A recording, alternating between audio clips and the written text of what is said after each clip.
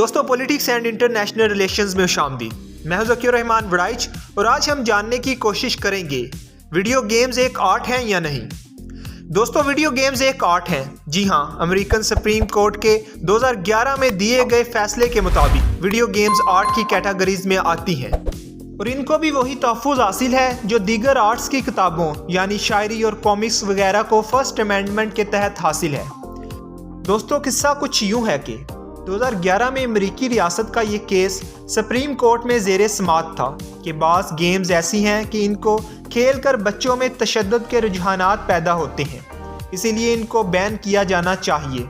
California government نے یہ دلیل پیش کی کہ ویڈیو گیمز کی نوعیت افیکٹو ہے، یعنی اس میں انسان خود بٹن دبا کر کسی چیز کو گولی سے یا بم سے نشانہ بنا رہا ہے، جبکہ دوسری آرٹس یعنی ناول وغیرہ میں تو یہ چیزیں صرف لکھی ہوتی ہیں اور اس کو پڑھ کر انسان میں تشدد کے رجحانات اس طرح پیدا نہیں ہو سکتے جس طرح بٹن دبا کر کسی ہدف کو ٹارگٹ کرنے پر ہوتا ہے۔ لہٰذا video games first amendment protection میں نہیں آتی، اس لیے پرتشدد گیمز کو بین کیا جائے اور ان کی سرے عام فروخت بند کی جائے، لیکن امریکہ کی سب سے بڑی عدالت نے اس کو قبول نہیں کیا اور ویڈیو گیمز کو بھی دوسری آرٹ جیسا ہی درجہ دیا اور ویڈیو گیمز کو فرسٹ امینڈمنٹ کے تحت پروٹیکشن بھی دی۔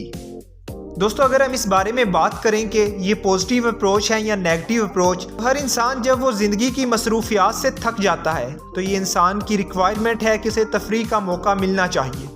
وہ تفریح اس لیے چاہتا ہے کہ جو آپ کا جسم اور ذہن تھک گیا ہے، اسے ریسٹ چاہیے۔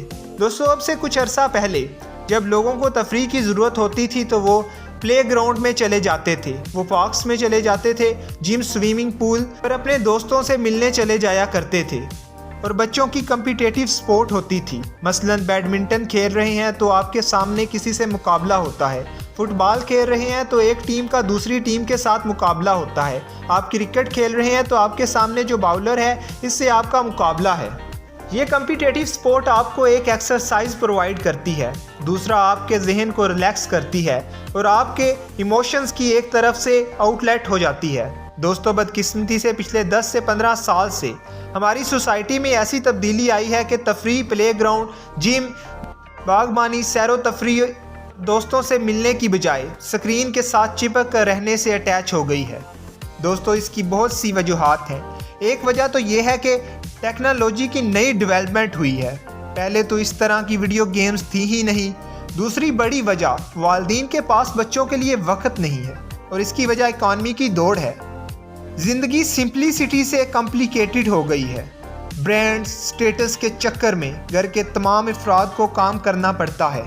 دوستو اسکرین کو دو چیزوں کے لیے استعمال کرنا چاہیے، ایک تو کمیونیکیشن کے لیے، یعنی آپ اپنے کسی قریبی سے بات کرنا چاہتے ہیں تو آپ فون کریں یعنی کمیونیکیٹ کریں۔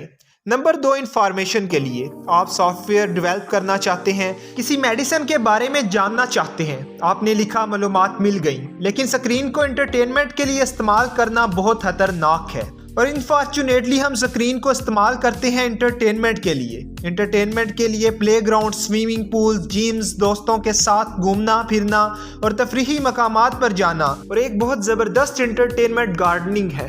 تو دوستو اگر آپ واقعی ایک بہترین اور صحت مند زندگی گزارنا چاہتے ہیں تو آپ کو ویڈیو گیمز کی ایکٹیویٹیز کی بجائے فزیکل ایکٹیویٹیز کو اپنانا چاہیے، تاکہ نہ صرف آپ فزیکلی فٹ ہو جائیں بلکہ مینٹلی بھی اسٹرانگ ہو جائیں۔